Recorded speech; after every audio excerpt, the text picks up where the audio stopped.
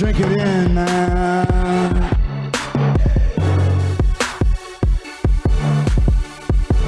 Touchdown, Detroit Lions! Cornbread! Cornbread! Cornbread! Drink it in, man. Touchdown, Detroit Lions!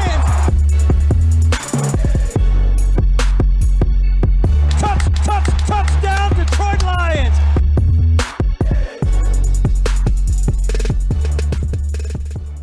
Detroit Koolaid. Detroit Koolaid drinkers, what's going on, everybody? This is your host, Derek Oakley, right here on the Detroit Koolaid Cast, talking Detroit Lions, as you know that I always do here on the show, coming at you, talking Lions ball and serving up that delicious Honolulu blue flavor positive Kool-Aid as we do on the show. Drink it in, man. Side of cornbread. Cornbread!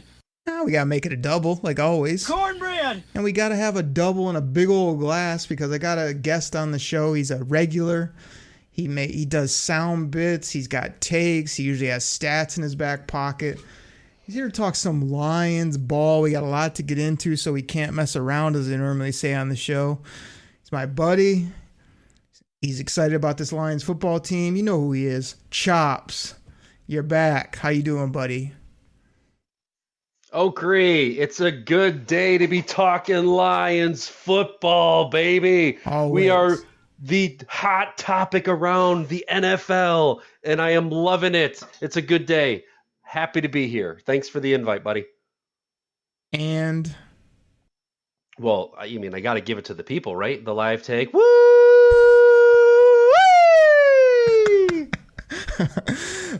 Part of the people and probably me are like, man, Chops always got to start the show with the woo-wee, but then when you didn't do it, I was like, what? Where's the bit? You gotta do the bit. So now we're ready to roll. But hey, man, I got you on the show. I've been talking to Logan Lamerindier for Sports Illustrated. Gave my own thoughts. Gave the people some live reaction. I mean, you broke down the draft a little bit as well. But I want to get your thoughts right off the top on the schedule, man. The NFL schedule dropped since last time we chatted, and the Lions got some primetime games. They got a bye week right in the middle of the year. They've got hot weather games for your boy, so they don't have to wear two gloves. Mr. Jared Goff. They've got favorable opponents, if you ask me. Like, what are you thinking about the schedule and everything that's cooked into it, man? You like it? You love it? You not like it? What's going on?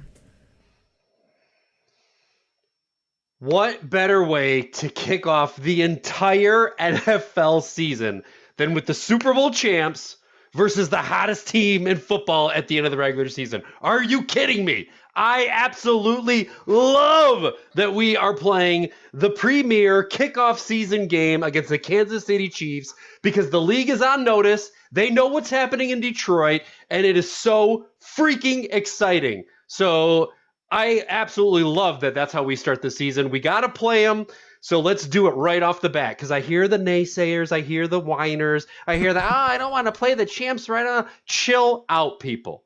Listen to me. We got to play them on the schedule anyway, right? So why not come out of the gate swinging, take on the champs? We got Goff versus Mahomes. Woo! 2.0. Look for a slugfest. I cannot wait. Go ahead. I'm just backing you up with your own sound bites. I mean, I gotta drop them while you're going in your rants. Keep going. Woo! Hashtag Choppy Like. Oh, I had to take a breath and let you hit the drop. So, yeah. What else we got here? So I will say this though, Oakley. I do not love having 3 Thursday night games. Now, granted, only 2 of them happen like kind of in season, quote unquote. So you have that short week. With Thanksgiving and the September 28th at Green Bay. But I am kind of shocked that the NFL Players Association is allowing the league to start scheduling this multiple teams, multiple Thursday games. Like, for a league that preaches player safety, giving teams and giving guys 4 days to heal and rest up, more and more is kind of silly to me. But hey, it's the NFL, the no fun league. It's the what's going to make me money, what's going to sell me tickets, and they're going to do it. So there's that take. As far as our bye week, yeah, I absolutely love having a bye week on week 9. We get to knock out 8 games, get a little break, and then rest up to head out to LA for the second half for week 10 against the Los Angeles Chargers, which is going to be awesome. So it's a nice little break up in the midway point. And then Oakrey, the game other than opening night that I am circling on my calendar, Monday Night Football, the night before Halloween, against those crazy freaking Las Vegas Raiders fans. It is the return of #JMoFast back at Ford Field after a 6-game suspension. Monday Night Football, Vegas Raiders. We're going to be there. It's going to be awesome. Can't wait for it. Oh, baby!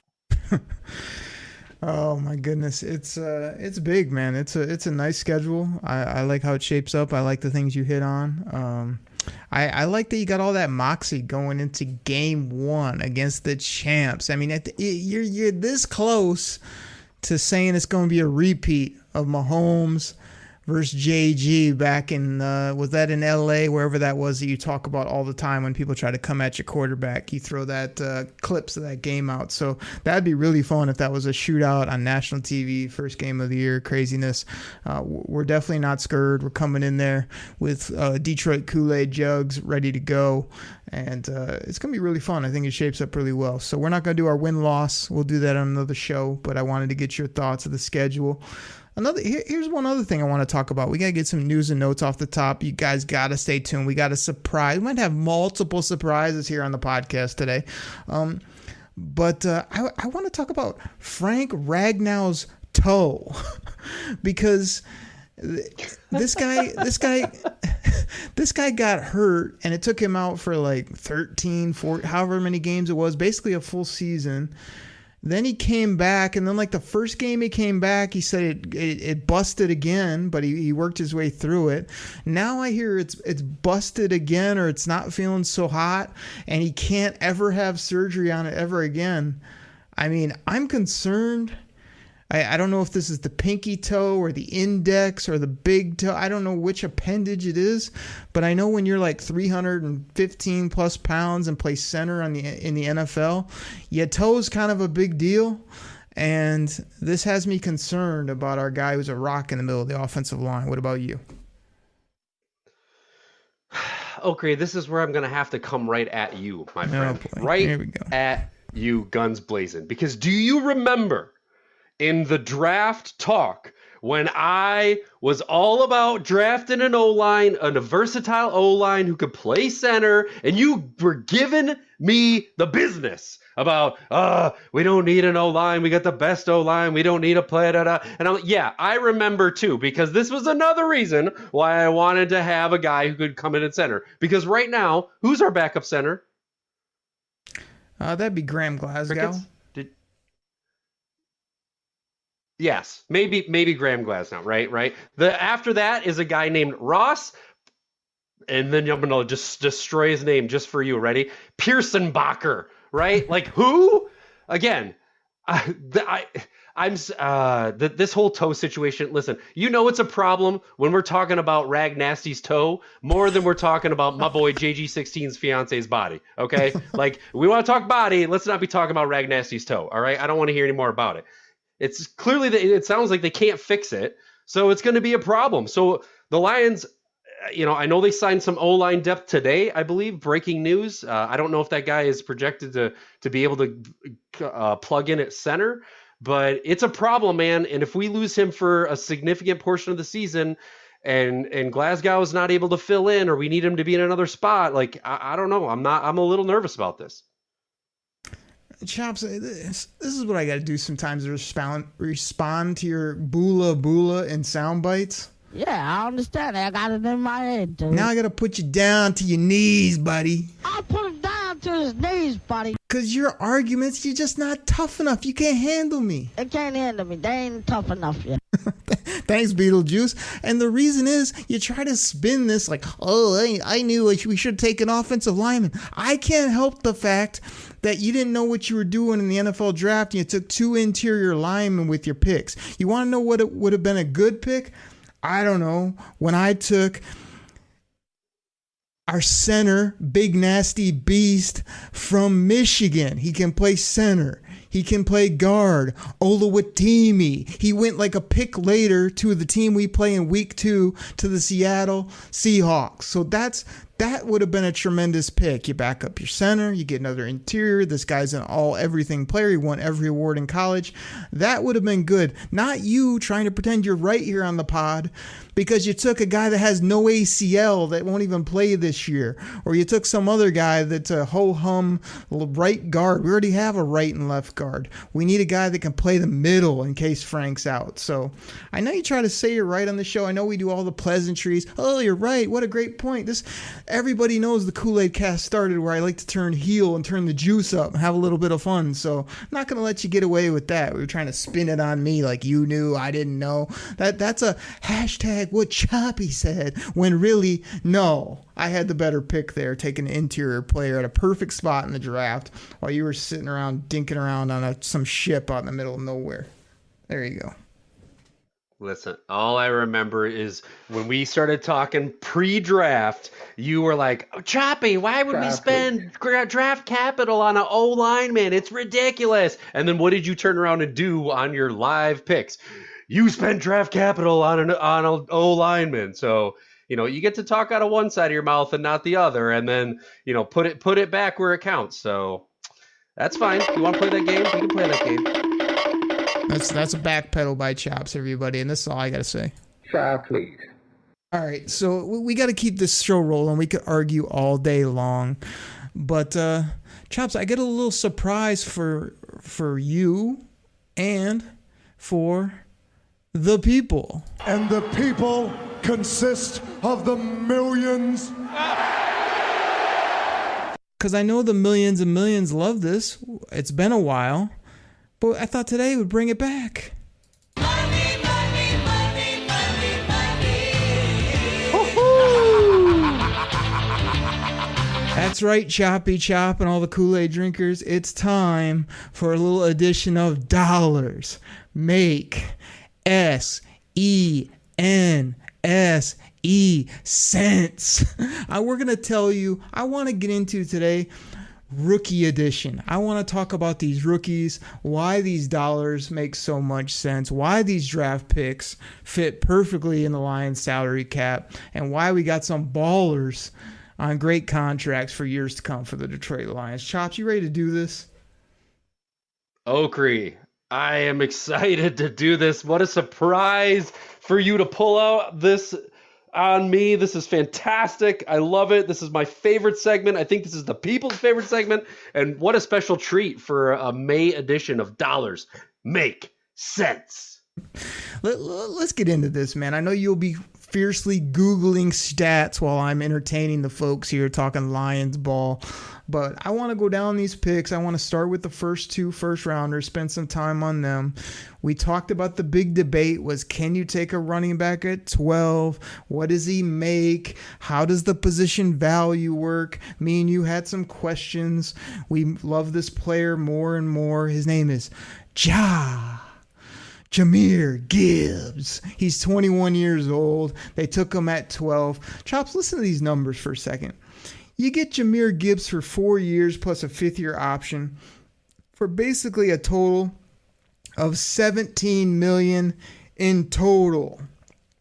Yes, he gets a big old signing bonus of nearly $10 million, but his 2023 cap number barely creeps over the $3 million mark.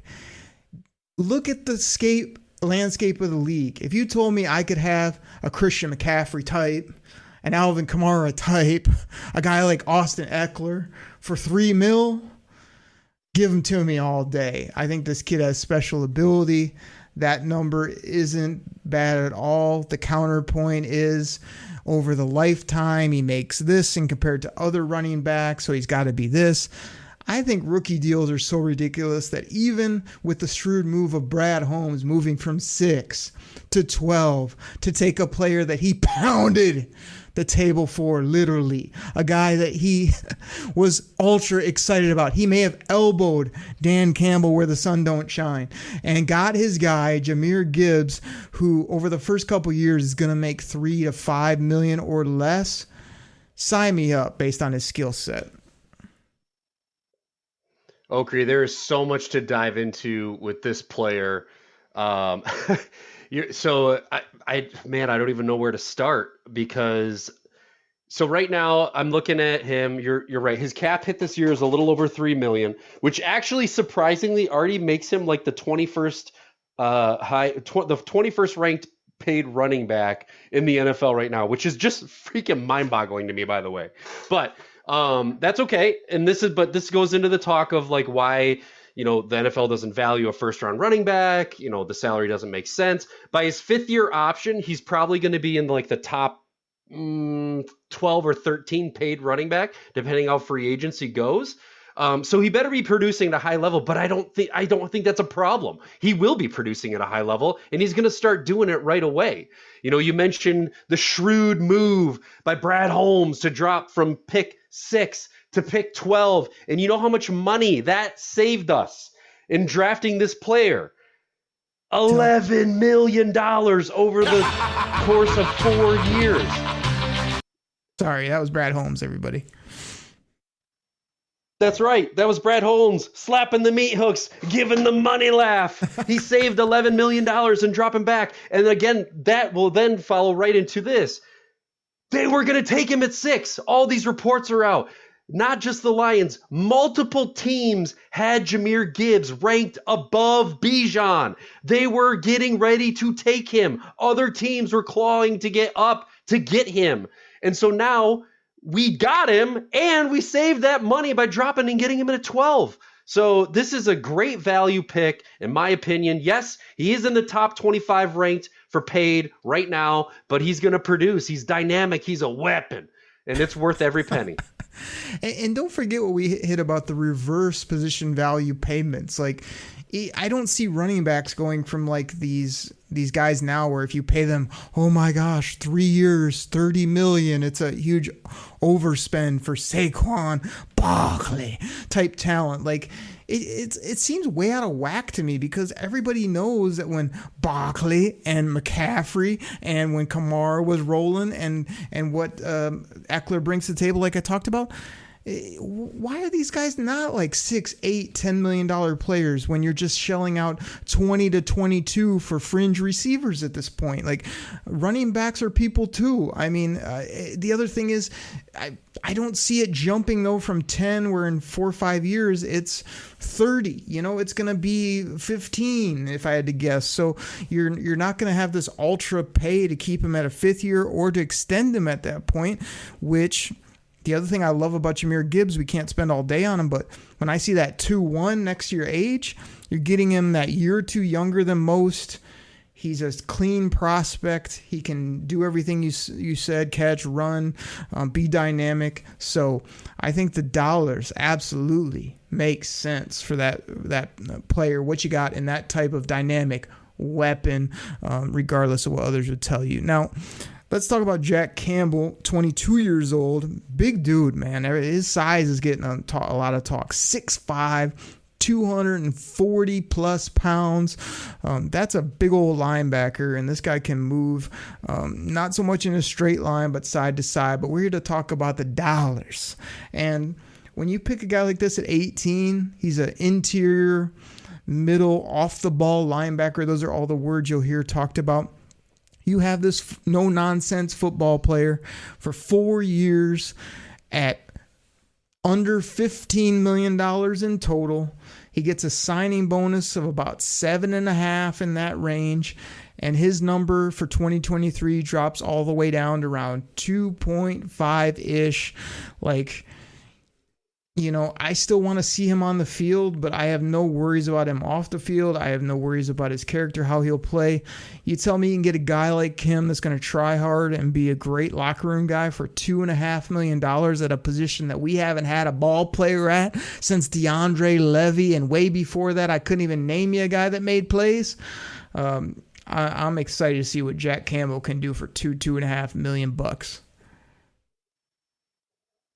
Okri, this is a really good sample size for Jack Campbell, right? Because his salary puts him at like the 80th ranked linebacker right now. So if this guy is the difference maker that the Lions think that he is, and when it comes time to have his 5th-year option, he's going to feel like an absolute steal.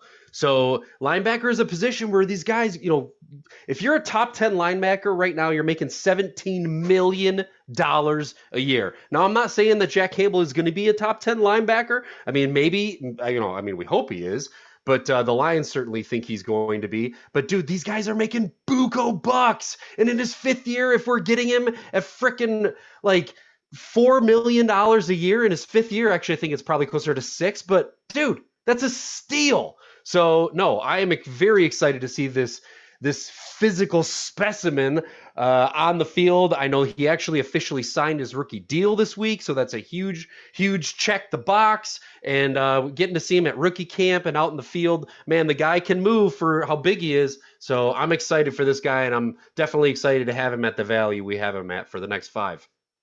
Quick counterpoint before we get our great commercial sponsors in here. We'll come back, we'll talk about all these other rookies, plus maybe some other surprises. And it'll go something like this. But Okri, you said you didn't like those 2 picks, and those wouldn't have been what you did. I mean, now you love it?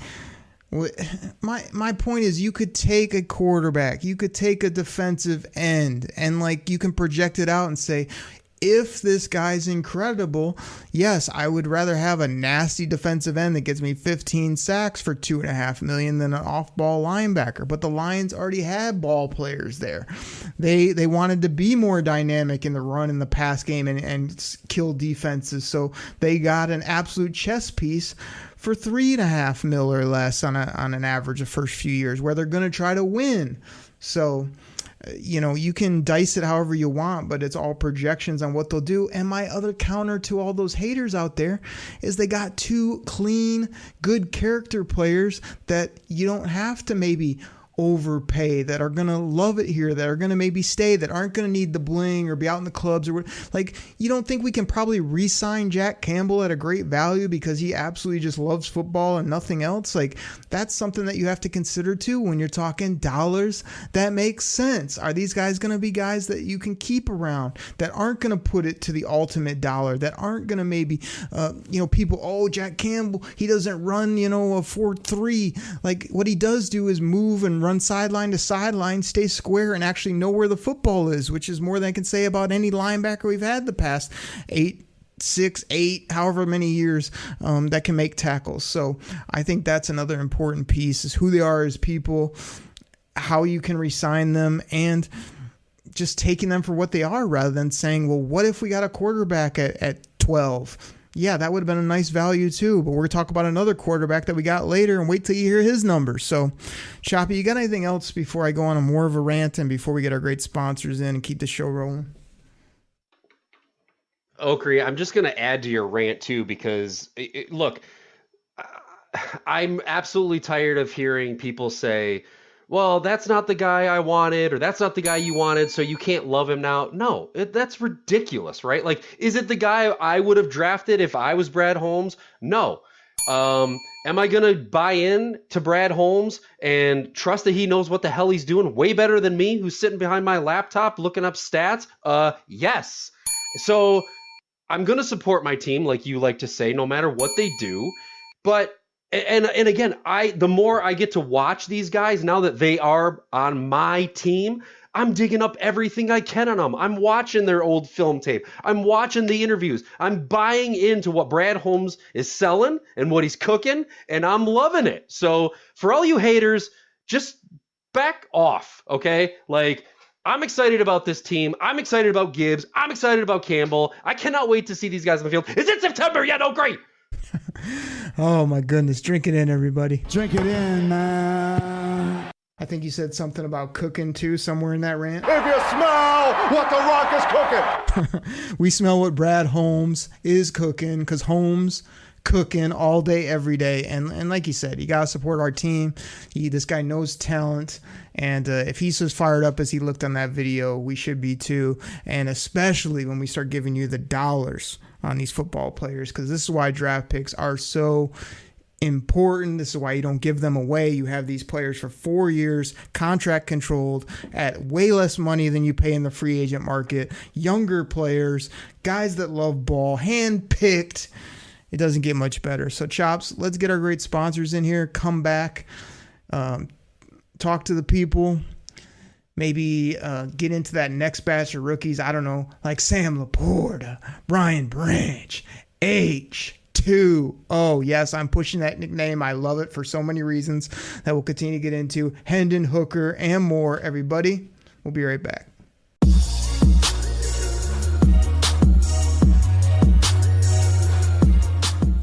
All right, everybody. This goes out to my fantasy football fans out there. Now, you probably heard about Reality Sports Online, the most powerful fantasy sports platform where owners can build and manage their fantasy team like a real NFL general manager. But the question is, have you tried it? I mean, we're talking free agency, multi-year contracts, rookie drafts, multi-team trades. You could put franchise tags on guys. It's as close as you're going to get to being an NFL GM. But do you think it sounds complicated? It's not. I'm here to tell you it's the best thing about Reality Sports Online is it's just more fun than your normal fantasy league, but it doesn't take barely any more time. After all this, are you still not sure? I mean, come on now. You can test your general manager skills by going over to Reality Sports Online, call it RSO. Please go check out realitysportsonline.com right now.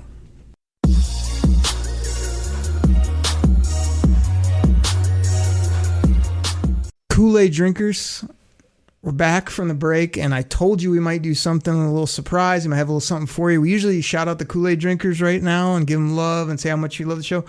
Today, we are using the Kool-Aid hotline, which you guys know what it is, 989-272-3484, where there's been a guy calling. He said he's got takes. He wants to be on the show. He's going to say this. He's going to say that. He wants to mix it up on the Kool-Aid Cast. Well, we're just going to dial him up and see what happens. So this is the one and only Young Santa. He's called the show a few times. He got on a few times. A few other times he didn't make the cut. We're literally just going to dial him up and see what happens. We got Chops on the other line. Chops, you there? Hey, can't wait to talk to the people. Let's see if we can get Young Santa answer the phone, and let's give him a little opportunity here to make his live podcast debut. Exactly. Let's see if he picks up. Let's give this a try here.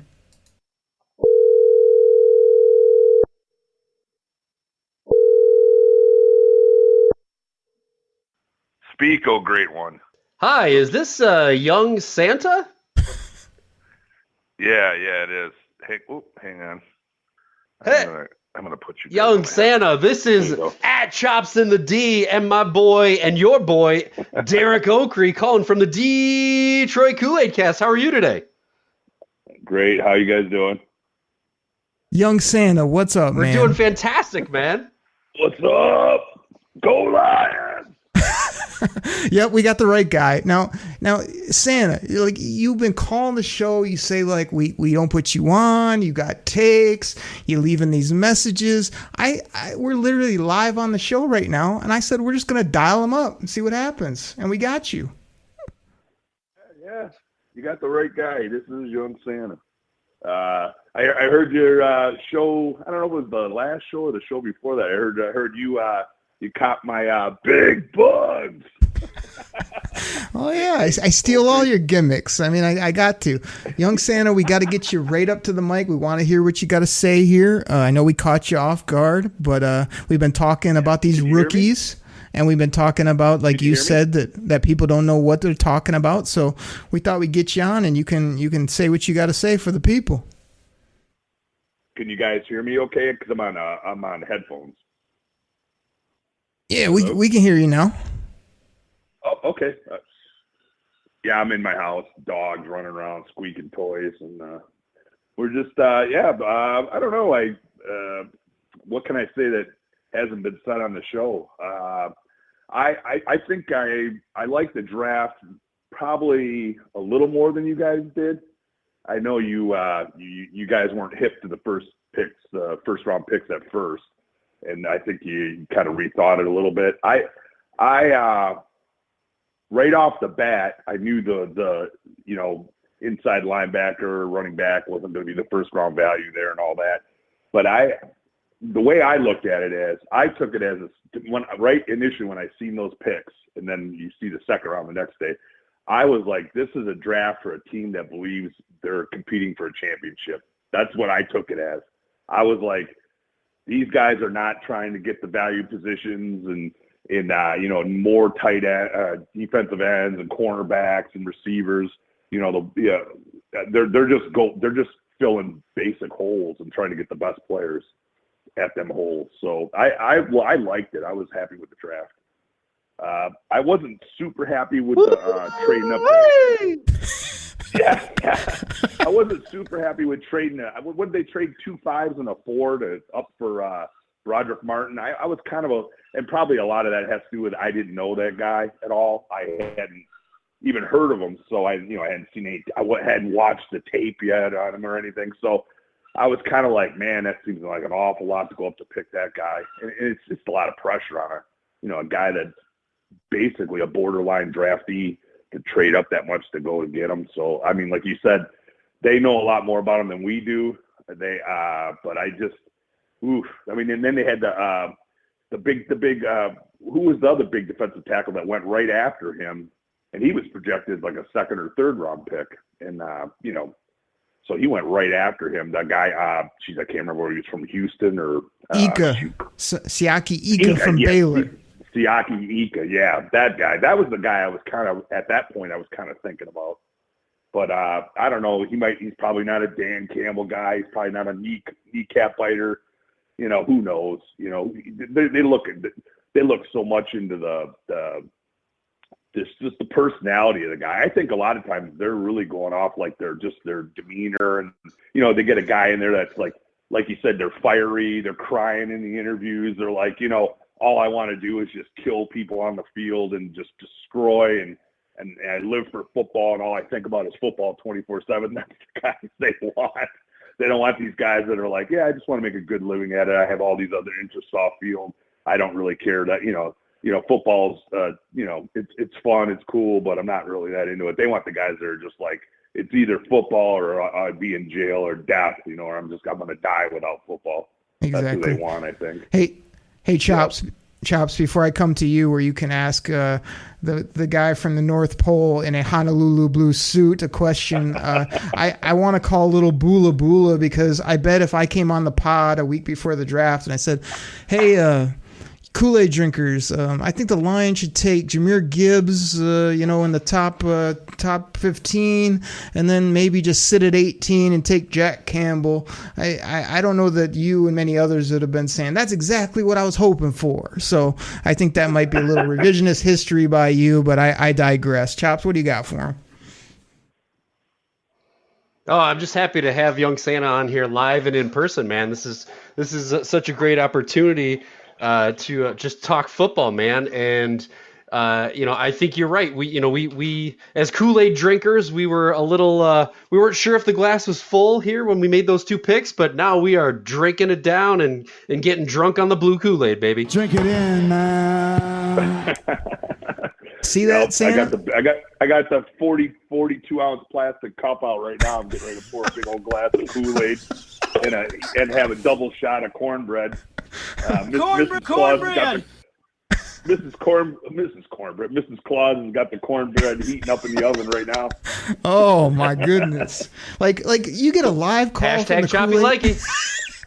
You get a live call from the Koolaid Cast. You get sound drops. You have takes. I call you on your Bula Bula. You're drinking Kool-Aid. You got cornbread in the microwave. I mean, this couldn't have gone better. You're so right. far.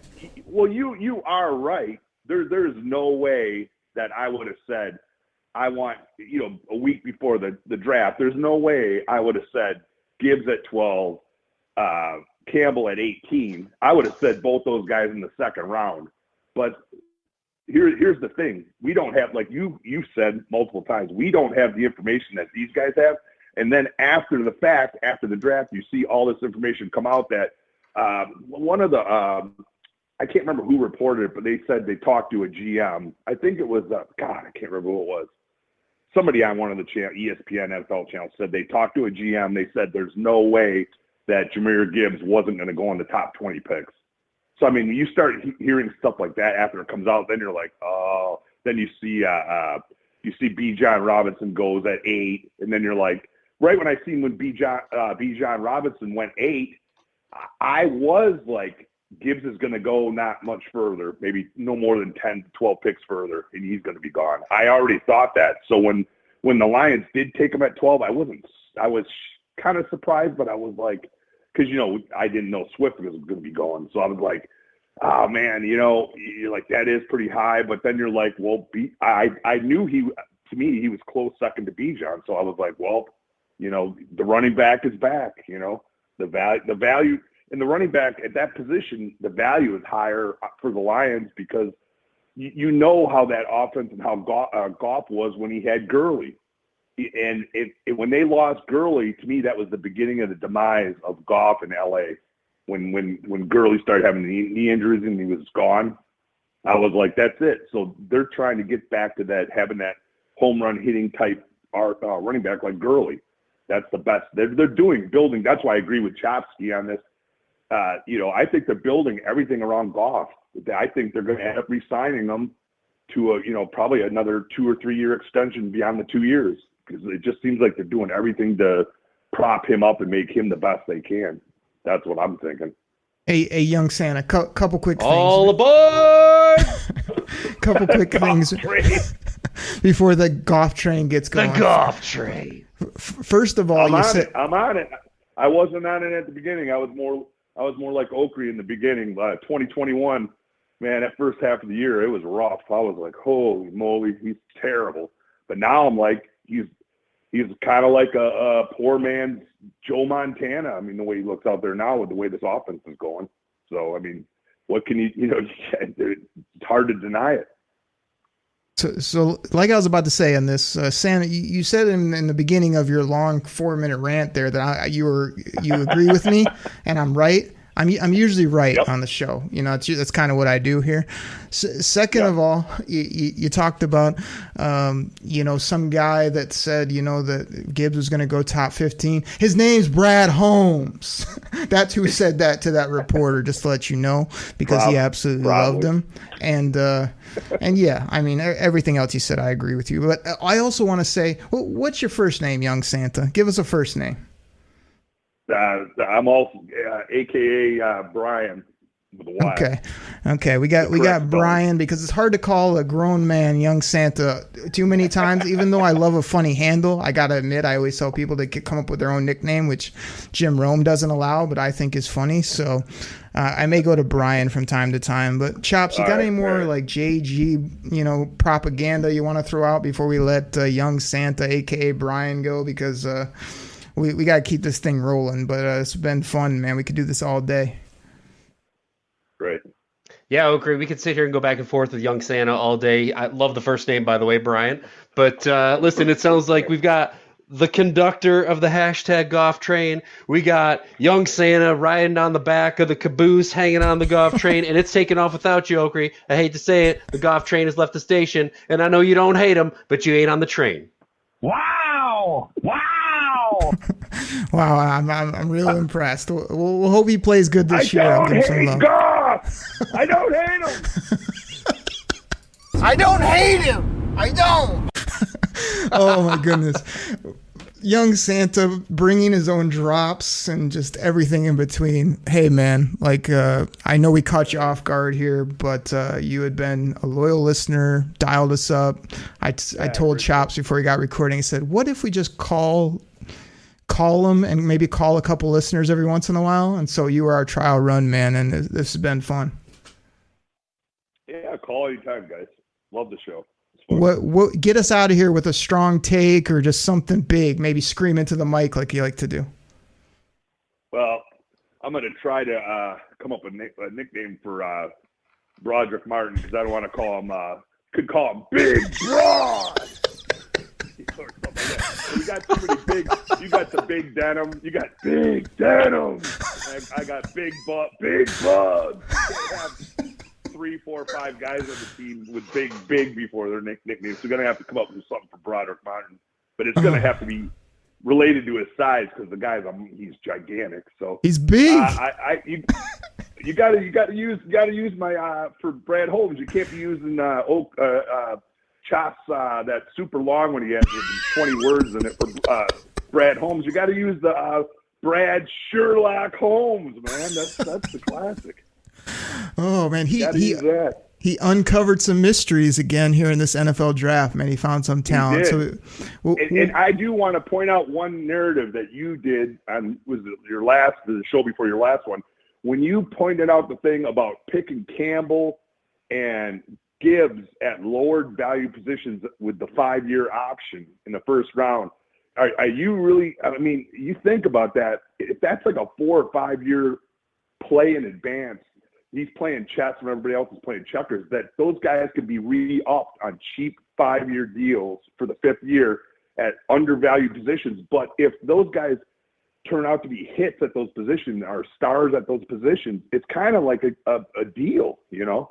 I mean, you're not going to pay $30 million for a defensive end or, $30 million for a receiver 4 or 5 years of value. You'd be paying 10, 12 million or whatever. So it might be, I don't know, man, maybe he is playing chess when everybody else is playing checkers. Exactly. We hope to have those players around for a long time. I think that's definitely some dollars that make sense right there. No doubt. Right. Young Santa, A.K. Brian, we got to roll, man. Thank you so much. We'll try to chop this up, maybe a bonus show. Who knows? You got to keep listening, and who knows when we might dial you back up, man. Appreciate you. Yeah. Yep. Nice talking to you guys. Yep. Take care, man. Thanks, Santa. Later.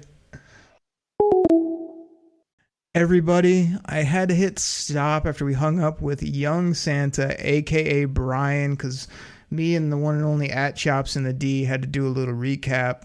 That was something else, man. Called this guy out of the blue. He rolled with the punches. He did gimmicks. He had takes. Sometimes were longer than others. He loved the show. That couldn't have been more fun as an impromptu segment. Instead of pumping up the Twitterverse or talking about this Kool-Aid drinkers, we called one live on the show. Who knows what we might do next? Chops, what did you think? Oh, Okra, you could not ask for a better first live call to the Detroit Koolaid Cast. Young Santa, a.k.a. Brian with a Y. We'll forgive him for the Y, even though he spelled it wrong. That's all right. Just fantastic, man. He had his own bits. You can tell this guy just loves the Kool-Aid Cast. He loves the Lions. He, talking back, giving us takes on shows from previous recordings. Like this was the perfect first call, Kool-Aid drinkers. And let me tell you something, the bar has been set high because we want you to call the Detroit Koolaid Cast. That's 989-272-3484. Give us some voicemails, and who knows, we may call you next. Your phone may be ringing, and you might be live on the pod on the Detroit Koolaid Cast. And like I always set it up, I want a funny nickname for yourself, but we need at least a first name that's normal too. We need takes, hot takes, opinions, energy, doing our gimmicks, saying how great the show is. And I don't know what my favorite part was, when he made fun of your 3-sentence long nicknames or when he said I was right multiple times, which everybody knows I am on this show. I mean, it's just a tremendous call on so many levels. So fun to do. And who knows when we might dial somebody else up again. I mean, good stuff, man. Yep, I can't wait to do it. This next time it'll be somebody who wants to ride the golf train with me, and we can kick you out the door. Cornbread! Jerry, you might be next. Hey, Chops, we got to keep this show rolling, man. We went a little bit long, as we've been known to do in the first segment. We had a fun impromptu tangent there, calling one of the loyal, diehard Detroit Kool-Aid drinkers. We still got so many draft picks and so much dollars that make sense to talk about, man. Let me just throw Sam Laporte at you real quick. Tight end, 22 years old, 6'3", 245 pounds. total value on his rookie deal about $9.5 million, 3.8 on a signing bonus, for a 2023 cap hit of around $1.7 million. This guy can make plays. He can run after the catch. He's got great personality. He's all about the team. You got to love them filling a big hole in the tight end room with a player like this at those types of dollars. That makes sense. Yeah, Okri, listen, with his, I think it's like you said, what is it, 1.7 million this year? He's right around the 35th highest paid tight end, which again is just a ridiculous value. Like, I cannot wait for what this guy is going to do with Ben Genius's offense.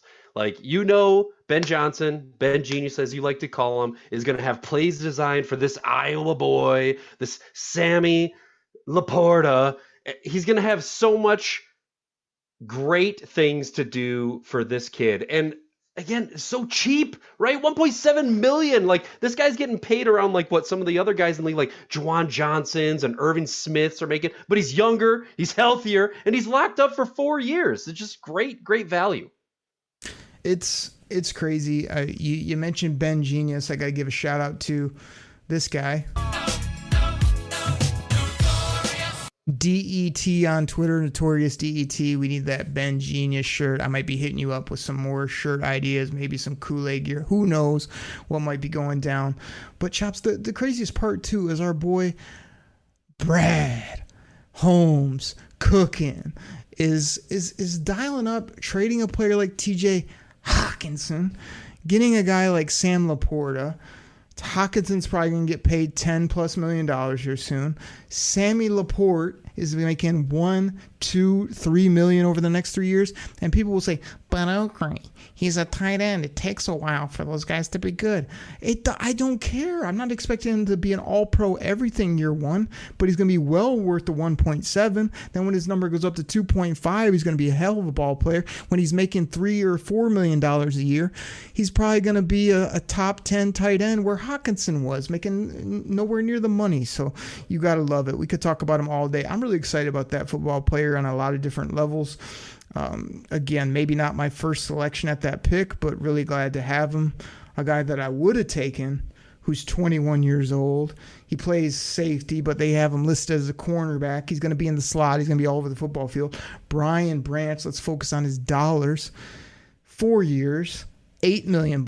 You guys can do the math. That's about $2 million a year. His cap hit in 2023 is around 1.5. He gets about a $3 million signing bonus. My boy, Brian Branch, already out there. I see him in OTAs doing things, wearing the number 32, cerebral football player. Just love everything he brings now, but more excited about what he could be in the future for this team and a leader of this defense.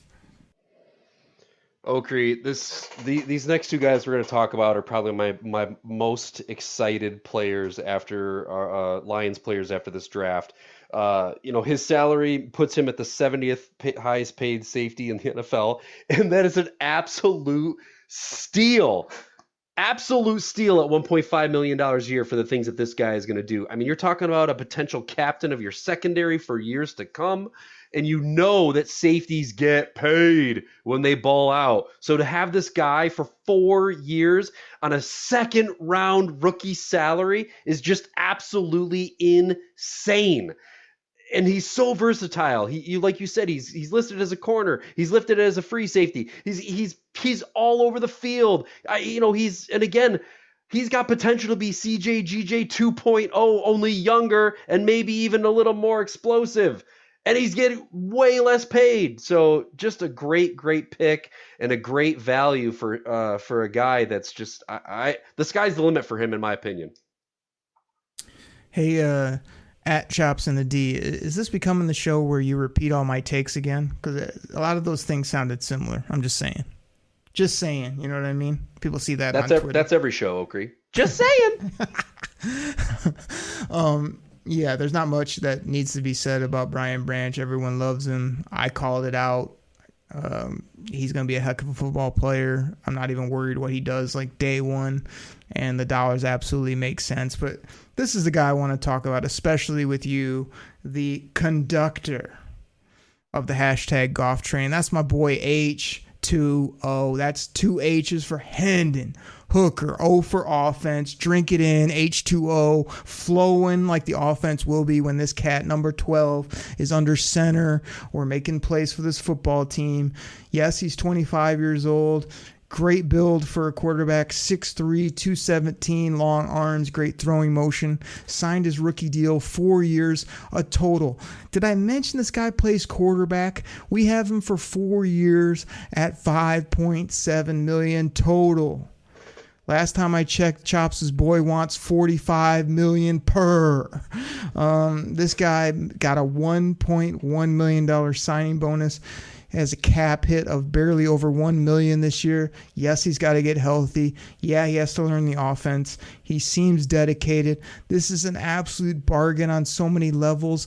Even if he's a tremendous backup and Chops' guy balls out for the next 2 to 3 years, you have a upper echelon backup for $1, $2, $3 million on average. I love everything about this, and I love the nickname more and more by the day.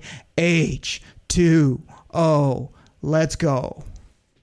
Oaker, you got me on board with the H2O nickname. I'm gonna keep pounding that one too. I'll back you up. I'll support your nicknames, even though you don't support mine. But H2O is a fantastic nickname. So riddle me this, Batman. You've got a guy who probably would have won the Heisman, probably would have been a top 10 pick if he was not hurt. You have this cat at $1 million a year for the next 4 years. Baby! At a quarterback position where if he was a top 10 pick, he would have making $20 million over 4 years. So the fact that you have this guy at a third round value is insane. Okay. And like you said, at the very least, he's going to be one hell of a backup for my boy, JG16, just in case he gets hurt. I know he isn't going to dip like you guys all think he wants to do, all you haters out there. He's not going to dip. But if he gets hurt, I got a great backup at $1 million a year, a little more as the contract progresses. But, dude, these are absolutely pennies to the dollar on what quarterbacks are getting paid nowadays. So even as a guy that has a poster on his ceiling, comes on this show and continually talks about the guy playing quarterback wearing 16, if you had to, I don't know, I'm just trying to think outside of, out loud here. If you had to maybe hashtag this pick with something, maybe put it on Twitter at Chops in the D to get the people excited, what might that be? I'm just curious.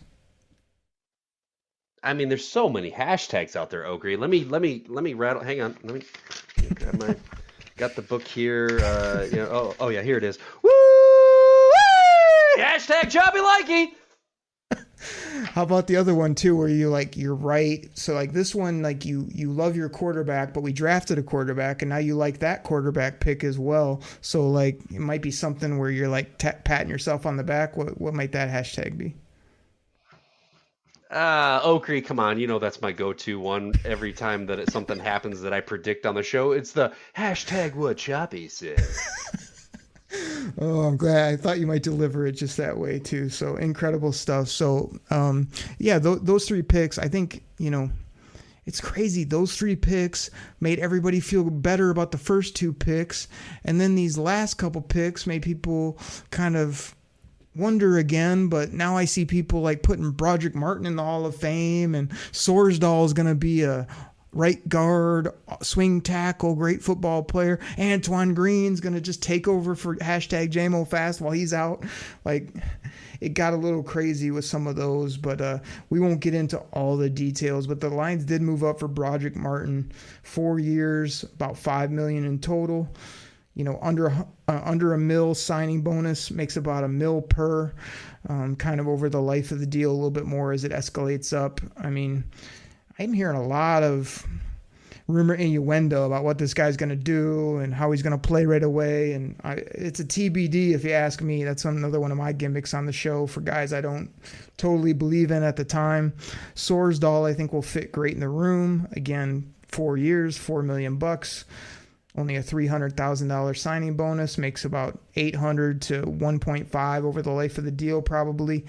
And Antoine Green, you take a guy at the top of the 7th round, he makes 4 years, under $4 million, under $1 million per, like $700 per for a guy that's got speed. He can make plays on the outside. So again, I hate to beat, again and say it over and over, but when Brad Holmes is finding guys that can play in the 3rd, 4th, 5th, 6th, 7th round that make no money, are team controlled, good people, good football players, it's absolutely priceless for a football team.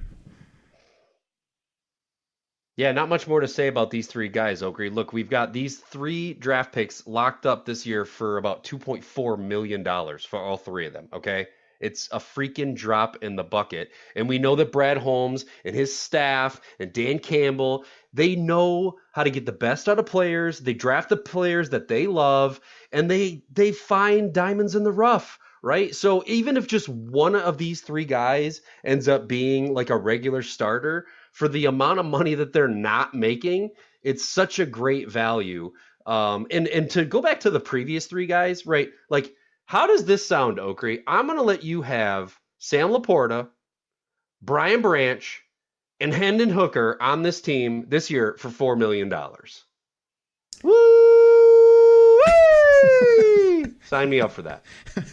It's absolutely insane. And NFL contracts are just insane in general. To kind of close up this dollars that makes sense segment with our rookies, you're just so used to hearing these astronomical numbers in the sport we shall not speak of, or, NBA, it's like, oh, this guy's a bargain at $22 million per year.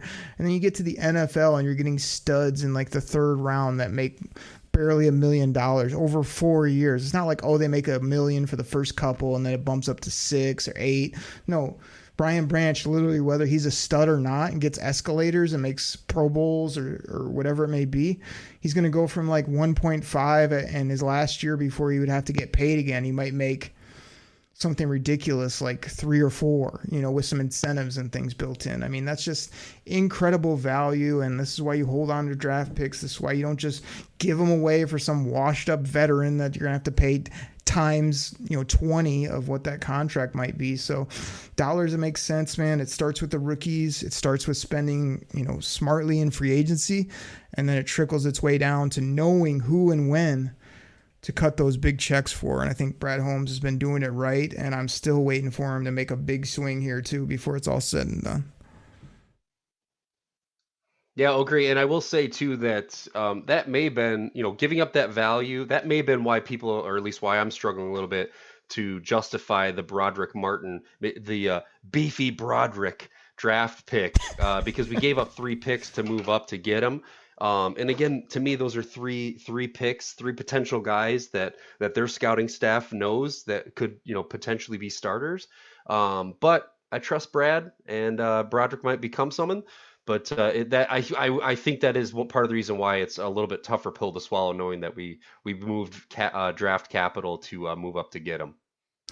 I think that's kind of what me and you kept saying back and forth to each other, not only during the draft, but before we, during our commercial break, whatever. We were just like, we all have our own opinions, and you can justify it, say this and that, but we kind of keep circling back to, trust Brad Holmes. Like, he hasn't really let us down. You're always going to be able to nitpick something here or there by a general manager, but he continues to find these guys, and not only are they good, football players, and a lot of these guys are in their first couple of years. We know they're going to get better. We know they're going to carve out bigger roles, but these are not guys that are bad off the field. These aren't guys that don't love the game or are going to put this organization in a spot. They are going to be dependable and humble and hungry guys. And I think that's just as important as well. The only thing I would counter to your point about, maybe we should have held on and I didn't like giving up multiple assets for a Broderick Martin type, but you don't find humans that are that big very often. There's also this weird thing to, you don't give up draft picks because of the dollars and cents that we're talking about, CENTS for cents on that one. You can only have so many football players. So they're probably looking at their overall roster saying, we can't add these what they get 6-7 guys plus 3 more. You're gonna end up cutting those guys. You're gonna end up burying them on the practice squad. So sometimes these teams do package up picks to be like, hey, we can't fit these guys anyway, and we just want to go get our guy, and so they do that. Now, that the more swings and things you have to kind of find these absolute monsters, the better. But I think that was more of the thinking is, yeah, we could get more quantity, but they just wanted a couple of these guys and didn't have room for the other draft picks. That's my opinion. Yeah, and the other thing I'll add to that too, Okri, is they still have $25 million in cap space. So Brad Holmes knows that he only has a certain amount of roster spots that he can fill. Oh, by the way, they're going to be, they knew they were going to go out and get some undrafted free agents from that rookie class. And again, they still have buco bucks to spend. So I agree, man. I think that they are still sifting through and getting ready to maybe make a big splash to use up some of that cap space, maybe only on one guy. Chops, if we got to go off the show here in a moment, do you want to throw it out there? Let's get a disclamatory statement, a hot take, if you will, a hashtag what Choppy said. Will the Detroit Lions make that big move in 2023 heading into training camp? And do you have a name or two that you want to throw out here on the pod before we close up shop? Oh, man, there's so many names out there, and the great thing about NFL camp is there's going to be guys that don't make the roster, right? So it's such a good asset and it's such a good option to have that cap space. I've been kind of banging the Quinnen Williams drum for a while. Like you said, he's going to be super expensive, and I know you don't like to put that kind of money into a D tackle, but I'm just, I don't necessarily have a list of names right now, but I'm very excited to know that if there's a guy that is on the blocks or on the outs with his team because he's a cap casualty, we're going to be able to swoop in there and get another guy or two at a premier position and maybe a position of need, center, that we might have some injury issues on. We're able to, but I'm asking you, is it going to happen? Yes or no? You got to pick one now. What is it? Yes. The Lions will absolutely sign a premier player between now and the start of the regular season. Mark it. There it is. You heard it here first, everybody, and no, it's not going to be DeAndre Hopkins. You heard that here first from me. It better not be. Everybody, we talk dollars that make sense, SENSE. We gave you the contracts. We talked rookies. We called a loyal Detroit Koolaid listener live on the show. We've served up all the Kool-Aid we got. Chops, you got anything else before we get out of here? Okri, there's only one way to end the show when I'm on, and that's with a woo! Hashtag choppy likey. Everybody, we'll catch you next week right here on the Detroit Koolaid Cast. Take care, everybody. We're out. H2O. Pack the bags, start the plane. This game is over. It is over. What a comeback by the Lions. Drink it in, man.